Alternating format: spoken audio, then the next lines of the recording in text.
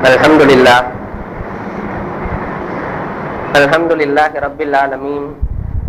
Wassalatu wassalamu ala rasulihil mursalin wa ala alihi wa ashabihi ajma'in.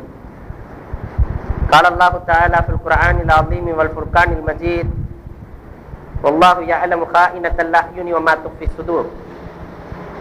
Wa qala an-nabiy sallallahu alaihi wasallam, inna Allah la yanzuru ila suwarikum wala ila absarikum walakin yanzuru ila qulubikum aw kama qala alaihi salatu wassalam.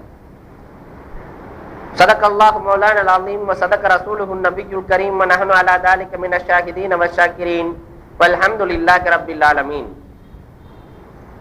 புகழ் அனைத்தும் அல்லாஹ் ஜல்ல ஷானஹு தஆலாவிற்கே உரித்தாகுக.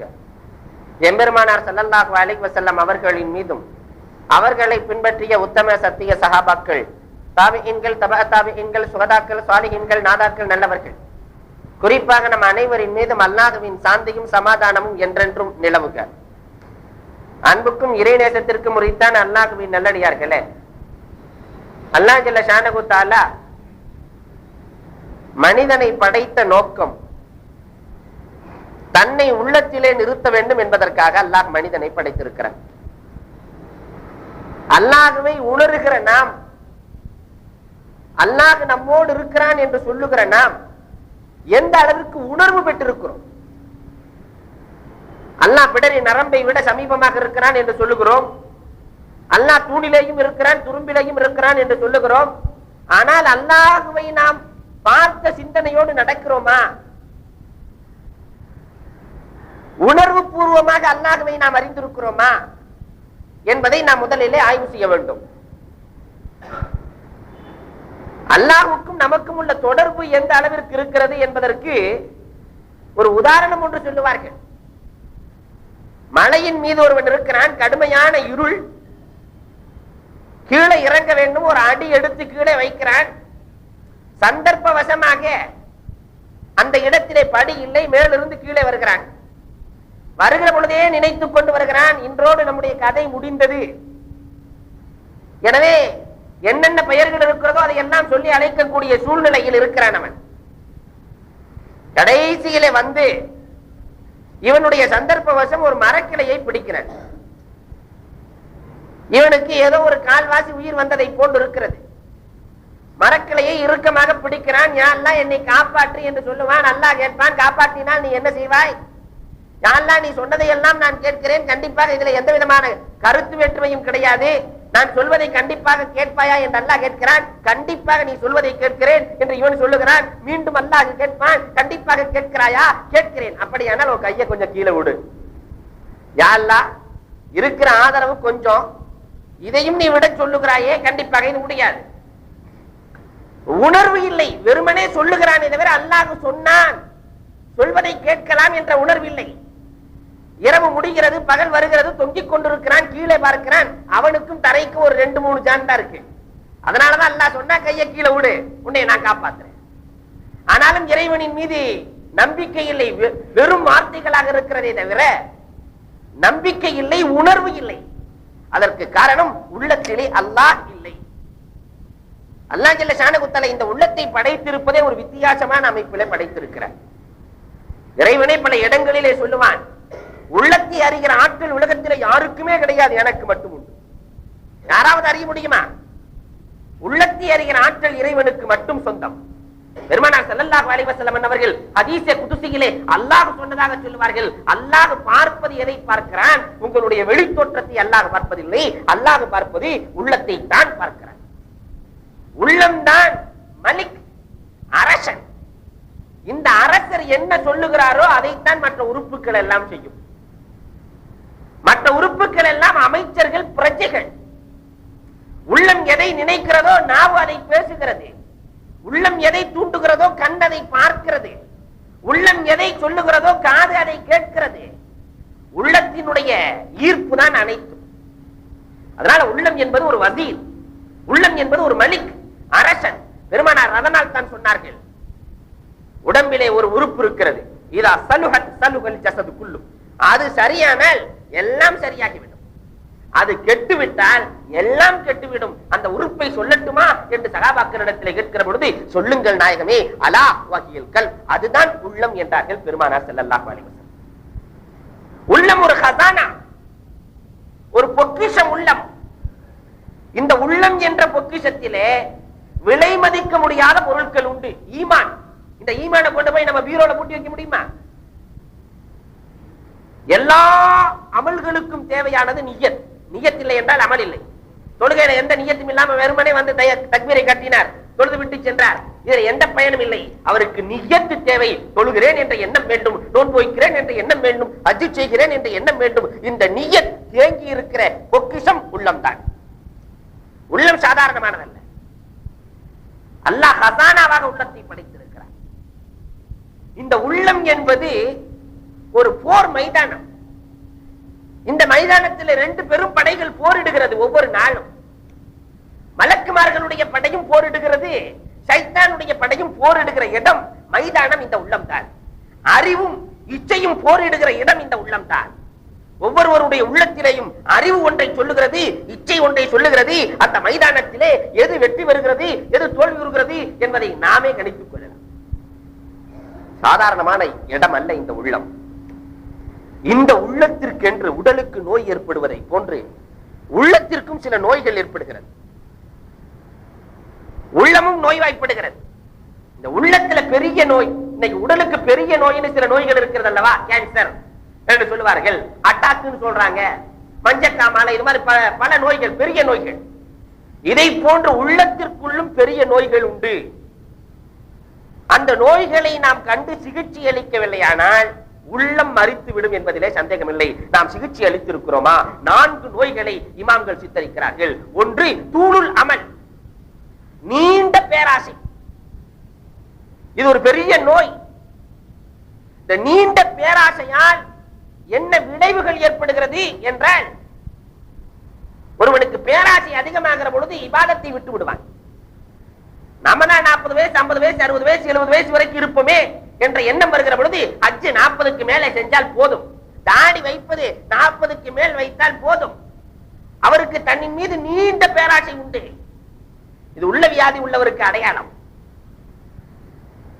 இமாம்கள் புட்டு புட்டு வைக்கிறார்கள். அதோடு மட்டுமல்ல, நீண்ட பேராசை ஒருவருக்கு இருக்க ஆரம்பித்து விட்டால் தௌபாவுக்கான வாய்ப்பும் குறைந்து விடும். தௌபா செய்யறதுக்கு வாய்ப்பு கிடைக்காது. நமக்கு தான் பின்னாடி தௌபா செஞ்சுக்கலாம், நாளைக்கு செஞ்சுக்கலாம், நாளை கழிச்சு செஞ்சுக்கலாம். ஜம்உல் மால், பொருளை ஒன்று சேர்ப்பதிலேயே இவன் குறியாக இருப்பான். நீண்ட பேராசைக்காரன். கசாவத்துல் கல்ப், உள்ளம் கல்வி இருக்கிறதே, இது இறுகி போய்விடும். தூளுல் அமலால் ஏற்படுகிற இந்த 4 செயல்கள் கண்டிப்பாக யாருக்கு நீண்ட பேராசை இருக்கிறதோ இந்த 4 நடந்தே தீரும். அதனாலதான் பெரும் பெரும் இறை நேசர்களுடைய வரலாறுகளை பாருங்க, இந்த நோயை அழிப்பார்கள். தூளுல் அமலை அழிப்பதற்கு ஒரே மருந்து உலகம் நிரந்தரம் அல்ல என்பதை சொல்லக்கூடாது, நடைமுறை அளவில கொண்டு வர வேண்டும். உலகம் என்பது நிரந்தரம் அல்ல, நீண்ட பேராசை நமக்கு கூடாது என்ற எண்ணத்தை முதலிலே உள்ளத்திலே கொண்டு வர வேண்டும். தின்னுடைய மிஸ்ரி ரஹ்மத்துல்லாஹி அலைஹி அவர்களுடைய வரலாறை சொல்லுவார்கள். பஸ்ராவினுடைய வீதிகளை சென்று கொண்டிருக்கிறார்கள் தின்னுடைய மிஸ்ரி. ஒரு சிறு குழந்தை, தின்னுடைய மிஸ்ரி அந்த குழந்தைக்கு சலாம் உரைக்கிறார்கள். அந்த குழந்தை அலைக்கும் சலாம் என்று சொல்லும். குழந்தை உன்னை பார்த்தால், இவர் இறைநேசர், உன்னை பார்த்தால் புத்திசாலியை போன்று தெரிகிறதே, எனக்கு ஏதாவது சொல் என்று கேட்கிறார். தின்னோனே மிஸ்ரி இந்த சின்ன குழந்தைகளிடத்திலே கேட்கிற பொழுது அந்த குழந்தை சொன்ன பதில் இதுதான், நீங்கள் பேராசையை விட்டு விடுங்கள் என்றது.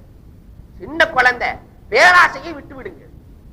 சரி அம்மா, விட்டு விடுகிறேன், ஆனால் எனக்கு இப்பொழுது தண்ணீரின் மீது ஆசை இருக்கிறதே, தண்ணீர் குடித்து பல மணி நேரங்கள் ஆகிவிட்டது, நீர் கிடைக்குமா என்று கேட்கிற பொழுது அந்த குழந்தை சொன்னது, நான் 4 வகையான நீரை காட்டட்டுமா என்றது.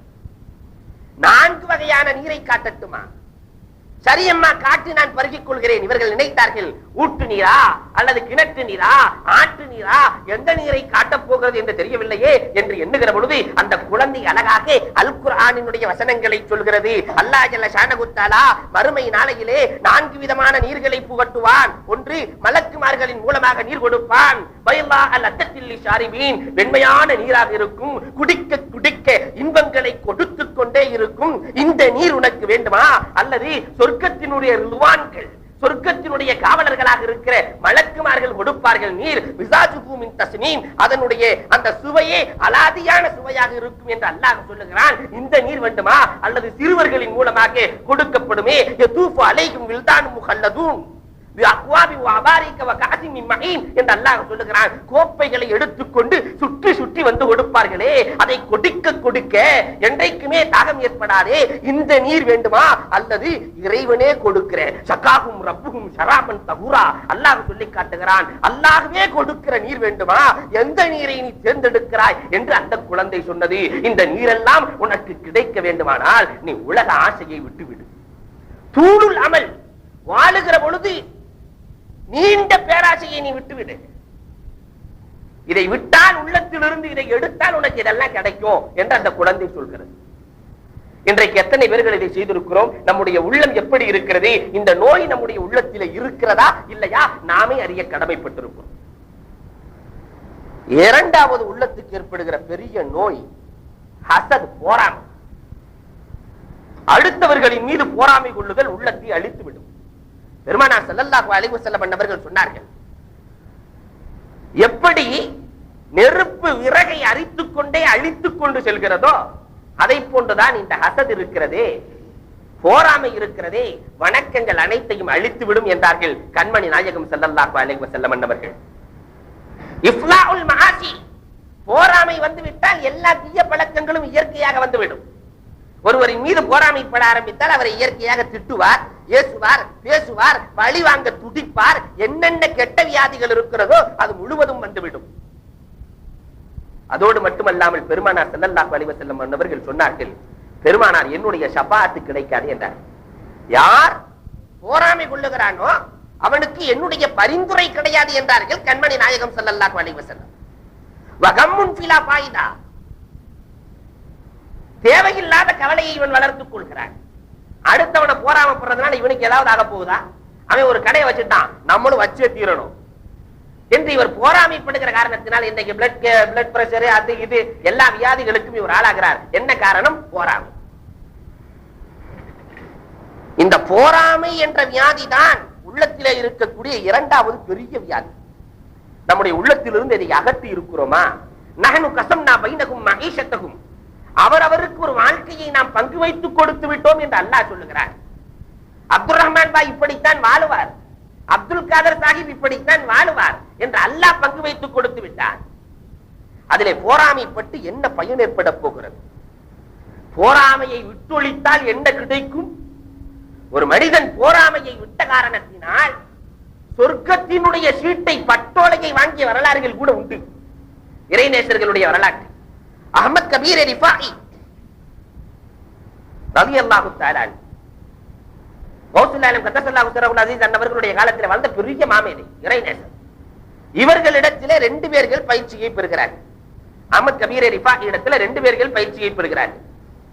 ஒன்று மாலி இப்னு யூசுப், இன்னொருவர் அப்துல் முன்இம். இந்த 2 பேர்களும் பயிற்சி பெறுகிறார்கள். காட்டுக்கு சென்றார்கள். இத்தனை நாட்கள் பயிற்சி பெற்றோமே, இந்த பயிற்சியினால் என்ன கிடைத்தது என்று கேட்கிற பொழுது உனக்கு என்ன வேண்டும் என்று கேட்கிறார் மாலி. அப்துல் முன்இமை பார்த்து கேட்கிறார், உனக்கு என்ன வேண்டும்? நரகத்திலிருந்து எனக்கு விடுதலை வேண்டும், சொர்க்கத்திற்கான ஆதாரம் வேண்டும். அல்லாஹ்விடத்திலே கரம் ஏந்தி கேட்கிறார். இறைநேசர்களுக்கு கிடைத்த வரலாறுகள் இவை. அல்லாஹ்விடத்திலே கரம் ஏந்தி கேட்கிற பொழுது ஒரு சீட்டு இவரிடத்திலே வந்து விடுகிறது. அந்த சீட்டை எடுத்து வைத்துக் கொள்கிறார். அதிலே ஒன்றுமே பொறிக்கப்படவில்லை, வெறும் வெற்று காகிதம், வெறும் பேப்பர். இதை எடுத்துக்கொண்டு சென்று அஹ்மத் கபீர் ரிஃபாயி இடத்திலே கொடுக்கிற பொழுது அஹ்மத் கபீர் ரிஃபாயி இதை படித்து விட்டு சஜிதாவிலே விழுந்து அல்லாஹ்விடத்திலே நடு செலுத்துகிறார்கள். சொன்னார்கள், அப்துல் முன்இம், உனக்கு நரகத்திற்கான விடுதலை கிடைத்து விட்டது என்றார்கள். உஸ்தாத், வெறும் பேப்பரா இருக்கிறதே, இதை பார்த்து என்ன சொன்னீர்கள்? இறைவனுடைய எழுத்துக்கள் 100ஆல் எழுதப்பட்டவை என்றார்கள். நம்மை போன்ற அழிகிற மையால் எழுதுகிற பழக்கம் இறைவனுக்கு இல்லை. இறைவனின் எழுத்துக்கள் 100ஆல் எழுதப்பட்டவை. அதை படிப்பதற்கு இறைவன் சிலர்களை தேர்வு செய்கிறான் என்றார். இது யாருக்கு கிடைக்கும்? யார் போராமையை விட்டொழித்து சகோதர பாசத்தோடு வாழுகிறார்களோ அவர்களுக்கு இருக்கும் என்றார்கள். அபுல் ஹசன் ஷாதலி ரஹ்மத்துல்லாஹி அலைஹி அவர்களுடைய வரலாறுகளை நம்ம பார்க்கலாம். பெருமானார் ஸல்லல்லாஹு அலைஹி வஸல்லம் அவர்களை சந்திக்கிறார்கள் கனவிலே. அபுல் ஹசன் ஷாதலி ரஹ்மத்துல்லாஹி அலைஹி அவர்கள் சந்திக்கிற பொழுது பெருமானார் ஸல்லல்லாஹு அலைஹி வஸல்லம் சொல்லுகிறார்கள், அபுல் ஹசன் கேட்கிறார்கள், நாயகமே நான் என்ன செய்ய வேண்டும்? பெருமானார் சொன்னார்கள், போராமையை விட்டொழி, உன்னுடைய ஆடையை சுத்தப்படுத்திக் கொள் என்றார்கள். புரியல, போராமையை விட்டுறேன், ஆடையை எப்படி சுத்தப்படுத்துவது? என்ன ஆடை எப்படி சுத்தப்படுத்துவது? சுத்தமாகத்தான் இருக்கிறேன் என்று கேட்கிற பொழுது அல்லாஹ் ஒவ்வொரு மனிதனுக்கும் 5 ஆடையை வழங்கி இருக்கிறான், அதை சுத்தப்படுத்த வேண்டும். அல்லாஹ் 5 ஆடையை வழங்கி இருக்கிறானா? என்ன ஆடை? மாரிஃபத் என்ற ஆடையை அல்லாஹ் வழங்கி இருக்கிறான், முஹப்பத் என்ற ஆடையை அல்லாஹ் வழங்கி இருக்கிறான், தௌஹீத் என்ற ஆடையை அல்லாஹ் வழங்கி இருக்கிறான், ஈமான் என்ற ஆடையை வழங்கி இருக்கிறான், இஸ்லாம் என்ற ஆடையை அல்லாஹ் வழங்கி இருக்கிறான். இதை சுத்தப்படுத்திக் கொள். இன்றைக்கு எத்தனை பேர் சுத்தப்படுத்தி இருக்கிறோம்? மாரிஃபத், இறைவனை முழுமையாக அறிந்து விட்டால், மாரிஃபத் மட்டும் கிடைச்சிருச்சுன்னு சொன்னா உலகத்தில் இருக்கிற எல்லா பொருட்களையும் இவன் சிறிதாக காண்பான். அல்லாஹ்வை தவிர பாக்கி எல்லா பொருளும் சிறிதாகத்தான் தெரியும். நமக்கு தெரிகிறதா? அல்லாஹ்வை தவிர பாக்கி எல்லா பொருளும் பெருசா தெரியுது, அல்லாஹ் மட்டும்தான் சிறுசா இருக்கிறான். தேவைக்கு பயன்படுத்திக்கிறோம் அல்லாஹ்வை. வீட்டில் இருக்கிற உப்பை போன்று தேவைக்கு பயன்படுத்துவோம், கருகப்பிள்ளையை போன்று தேவைக்கு பயன்படுத்துவோம். அதுக்கப்புறம் அல்லாஹ் விட்டுட்டு போயிட்டே இருக்க வேண்டியதுதான். ஜுமாவுடைய நாள் ஜுமாவுக்கு வருகிறோம் என்று சொன்னால் அல்லாஹ்வின் நினைப்பு இங்கே வெளியே கேட்டை விட்டு தாண்டுகிற பொழுதே அந்த நினைப்பை விட்டு விடுவோம்.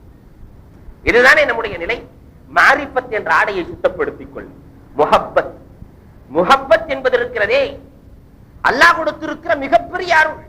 இறைவனின் பிரியம் மட்டும் உன்னுடைய உள்ளத்திலே வந்து விடுமையானால் மற்ற எல்லா பொருட்களும் உனக்கு கேவலமானதாக ஆகிவிடும்.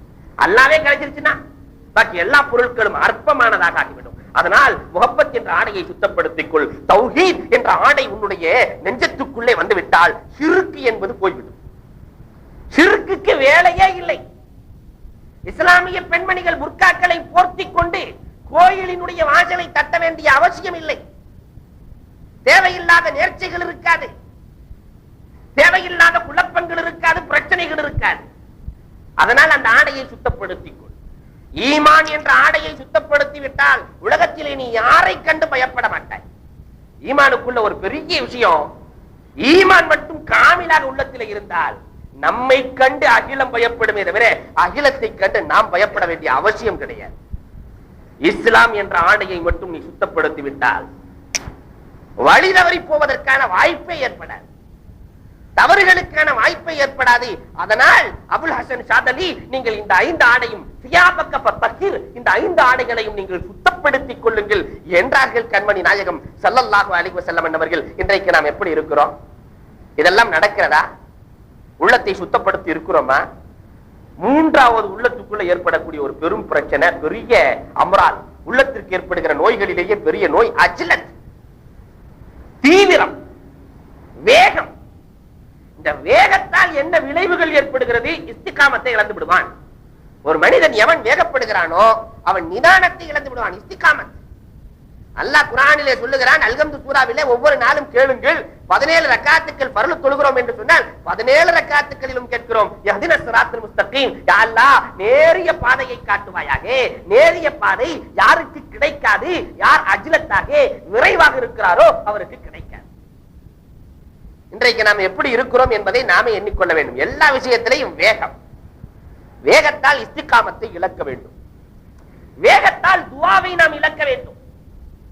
வேகத்தால் இழப்பது துஆ.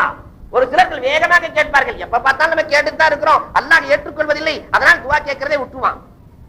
இபாதத்துக்கு மூலமாக இருக்கிற முக்காக இருக்கிற அந்த துஆவை இழக்க நேரிடும். வேகத்தால் பத்துஆவை செய்ய நேரிடும். இன்னல் இன்சான் அஜூலா, அல்லாஹ்வே சொல்லி காட்டுகிறான். ஏன்டா இன்சான் இவ்வளவு வேகமா இருக்கிறான், எனக்கு தெரியலையேங்கிறான் அல்லாஹ். அஜூல், ரொம்ப விரைவா போயிட்டு இருக்கிறானே, எதை நோக்கி போகிறான்? வேகமாக எரிகிற விளக்கை நோக்கி. எறும்புகள், ரெக்கை முளைத்த எறும்புகள் வேகமாக செல்லுகிறதே, இது வாழவா அழியவா? எதற்கு செல்கிறது? இவ்வளவு வேகமா போறானே, எதற்கு வாழ நினைத்துக் கொண்டு அழிய போகிறானா? இந்த அஜ்லத்தால் ஏற்படுகிற இன்னொரு விளைவு பேணுதலை இழக்க நேரிடும். பேணுதல் என்பது இபாதத்துக்கான மூலம், அஸ்திவாரம். அதையே இழக்க நேரிடும். அதனால அஜ்லத்தை விட வேண்டும், வேகத்தை விட வேண்டும். மூசா நபி அலைஹிஸ்ஸலாத்து வஸ்ஸலாத்தினுடைய காலத்திலே நடந்த வரலாறு ஒன்று உண்டு. மூசா நபி கடுமையான பஞ்சம், கடும் வெயில் அடிக்கிறது. இன்றைக்கு நாம் சந்தித்திருப்பதை போன்று மழை காலத்துல வெயில் அடிக்கிறது, வெயில் காலத்துல மழை பெய்கிறது, குழப்பமான சூழல். மூசா அலைஹிஸ்ஸலாத்தினுடைய காலத்திலே கடுமையான பஞ்சம், மழை பொழிய தேட வேண்டும் என்பதற்காக எல்லாம் புறப்படுகிறார்கள். எல்லோரும் வாருங்கள் என்கிற பொழுது கூட்டம் கூட்டமாக போகிறார்கள். அப்பொழுது மூசா அலைஹிஸ்ஸலாத்து வஸ்ஸலாம் அவர்கள் சொன்னார்கள், என்னோடு வருபவர்கள் வாழ்ந்த காலத்திலே ஒரு தவறு கூட செய்யாமல் இருப்பவர் தான் என் கூட வரணும், அவர் தான் துவா கேட்கணும். சென்ற கூட்டம் ஃபுல்லா ரிட்டர்ன் ஆகுது. ஒரு தவறு கூட செய்யாதவர் வர வேண்டும் என்று சொன்னால் யார் வருவார்? எல்லாம் ரிட்டர்ன். ஒரே ஒரு மனிதர் மட்டும் வந்தார். மூசா அலைஹிஸ்ஸலாம் ரொம்ப தாமதமா மெதுவா போறார். நான் இருக்கேன்டார். மூசா அலைஹிஸ்ஸலாம் கேட்கிறார்கள், எந்த தவறுமே நீங்கள் செய்ததில்லையா? எனக்கு தெரிந்து எந்த தவறும் செய்ததாக தெரியவில்லை. ஒரே ஒரு நிகழ்வு, நான் என்னுடைய தெருவின் வழியாக செல்லுகிற பொழுது ஒரு கதவு திறந்திருந்தது, ஜன்னல் கதவு. என்னை அறியாமலேயே நான் திரும்பினேன். உள்ளே இருப்பவர்கள் ஆனா பெண்ணா என்று கூட நான் பார்க்கவில்லை.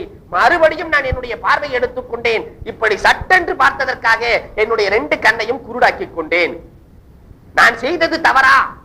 யதார்த்தமாக பார்த்தது இதுதான் நான் செய்ததாக இருக்கிறது. அதுவும் யார் என்று கூட நான் பார்க்கவில்லை. என்னுடைய கண்ணை போக்கிக் கொண்டேன்.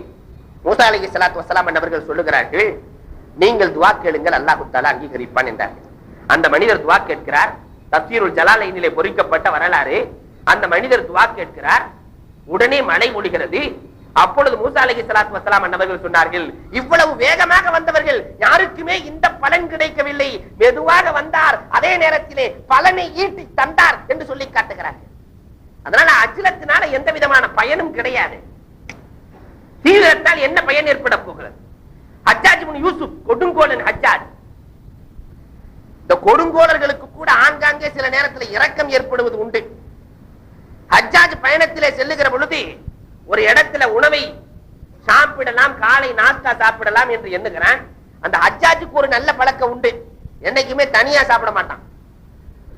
ஃபிரௌன் அல்லாஹ் வாழ வச்சான்னு சொன்னா அதுக்கு காரணம் ஃபிரௌன் தனியா சாப்பிட்டது இல்ல, இந்த ஹஜ்ஜாஜ் தனியா சாப்பிடுறது இல்ல. யாராவது என்னோடு சாப்பிடுவதற்கு ஆணை அழைத்து வாருங்கள். அங்கும் இங்கும் தேடி பார்க்கிறார்கள், கிடைக்கவில்லை. மலையினுடைய ஓரத்திலே ஒரு மனிதன், ஒரு கிராமவாசி அமர்ந்திருக்கிறார். அவரை பிடிச்சு நாட்டின் அரசர் அழைத்து வர சொன்னார். வாரும், உனக்கு நல்ல நாஸ்தா இருக்கிறது என்று அழைத்து வந்து முன்னால் நிறுத்தப்படுகிறது. ஹஜ்ஜாஜ் சொல்லுவார், இந்த நாஸ்தாவை நீ சாப்பிடு என்று சொல்லுகிறார்.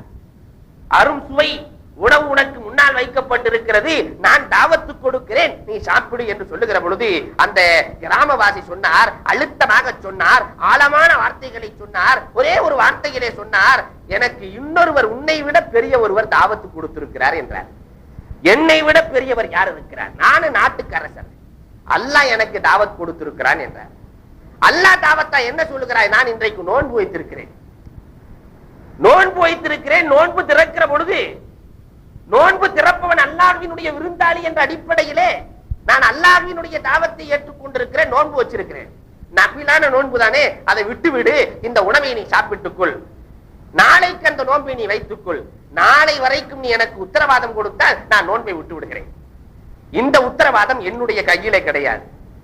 நாளை வரைக்கும் நீ இருப்பாயா இருக்க மாட்டாயா என்று எனக்கு எப்படி தெரியும்? அதனால் நான் இதற்கு கேரண்டி அல்ல. ஆனாலும் ஒன்றை நான் சொல்லுகிறேன், இந்த உணவை நீ விட்டுவிட்டால் இனி உன்னுடைய வாழ்க்கையிலே இதை போன்ற உணவை சாப்பிட முடியாது என்கிற பொழுது பளிச்சென்ற அந்த மனிதர் சொன்னார், இவ்வளவு உணவு, சுவையான உணவு யாருக்கு சுவைக்கும் தெரியுமா? யார் ஆரோக்கியமாக இருக்கிறானோ அவனுக்குத்தான் சுவைக்கும். ஒரு நோயாளி இந்த உணவை உண்டால் எப்படி இருக்கும்? அரும் சுவை உணவாக இருந்தாலும் கூட அது கசப்பாகத்தான் இருக்கும். அதை போன்று நான் ஒரு நோயாளி, என்னுடைய மனம் நோய்வாய்ப்பட்டிருக்கிறது, அதனால் எனக்கு இந்த உணவெல்லாம் எனக்கு தேவையில்லை என்று சொல்லுகிறார்.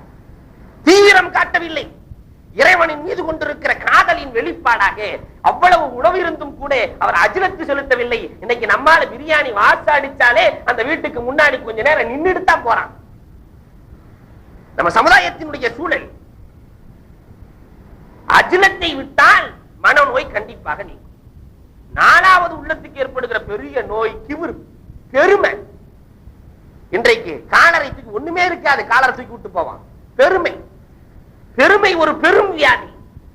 இதனால் இழப்பது அல்லாஹ் சொல்லுவான், இன்னல்லாஹ லா யுஹிப்புல் முஸ்தக்பிரீன். அல்லாஹ் கோபப்படுகிறான். அல்லாஹ்வுக்கு யாரை பிடிக்காது என்று சொன்னால், யார் பெருமை கொள்ளுகிறானோ அவனை அல்லாஹ்விற்கு பிடிக்காது. யத்பஉல்லாஹு அலா குல்லி கல்பின் முத்தகப்பிரின் ஜப்பார். அல்லாஹ் அல் குர்ஆனிலே அறிமுகப்படுத்துவார். அல்லாஹ் முத்திரை ஓடுகிறான் உள்ளத்திலே, எதுக்குமே ஏறாத அளவுக்கு முத்திரை ஓடுகிறான். யாருக்கு? எவன் பெருமையோடு நடக்கிறானோ அவனுக்கு முத்திரை. இந்த உலகத்திலும் கேவலம், மறு உலகத்திலும் கேவலம். யாருக்கு? பெருமை அடிப்பவனுக்கு. அதோடு மட்டும் இல்லாமல் பெருமானார் ஸல்லல்லாஹு அலைஹி வஸல்லம் சொன்னார்கள், பெருமை ஒருவனுக்கு கடுகளவு இருந்தால் கூட அவன் நரகத்தை சந்திக்க வேண்டி இருக்கும் என்றார்கள் கண்மணி நாயகம் ஸல்லல்லாஹு அலைஹி வஸல்லம். இந்த பெருமை என்ற ஒரு பெரும் ஆபத்தும் உள்ளத்துக்குள்ளே இருக்கிறது. நம்முடைய உள்ளம் இன்றைக்கு நோய்வாய்ப்பட்டிருக்கிறதா இல்லையா என்று நாமே சிந்திக்க வேண்டும். ஒரு பக்கம் பெரும் வியாதியாக இருக்கக்கூடிய பேராசை, ஒரு பக்கம் போராமை, ஒரு பக்கம் விரைவுத்தன்மை, வேகத்தன்மை, மறுபக்கம் பெருமை. இந்த 4 நோய்கள் உள்ளத்திலே குடிகொண்டிருக்கிற காரணத்தினால் அரசுல்லா அல்லாஹ்வினுடைய சிம்மாசனமாக இருக்கிற இந்த உள்ளத்திலே அல்லாஹ்வை வைப்பதை விட்டுவிட்டு மற்றவர்களை எல்லாம் நிறுத்தி இருக்கிறோம். இந்த நிலை மாற வேண்டுமானால் இபாதத்தை, அல்லாஹ்வை பற்றிய நல் எண்ணத்தை முதலிலே உள்ளே வைக்க வேண்டும். மாரிஃபத்தை வைக்க வேண்டும், முஹப்பத்தை வைக்க வேண்டும், ஈமானை வைக்க வேண்டும், இஸ்லாமை வைக்க வேண்டும், தௌஹீதை உள்ளத்திலே நிறுத்த வேண்டும். இப்படி நிறுத்தினால் நம்முடைய உள்ளம் ஹயாத்தை பெறும். இல்லை என்று சொன்னால் நம்முடைய உள்ளம் மௌத்தாகிவிடும். உள்ளம் மௌத்தாகிவிட்டால் நாம் வெறும் உடலை தூக்கி கொண்டு ஜனாதாவை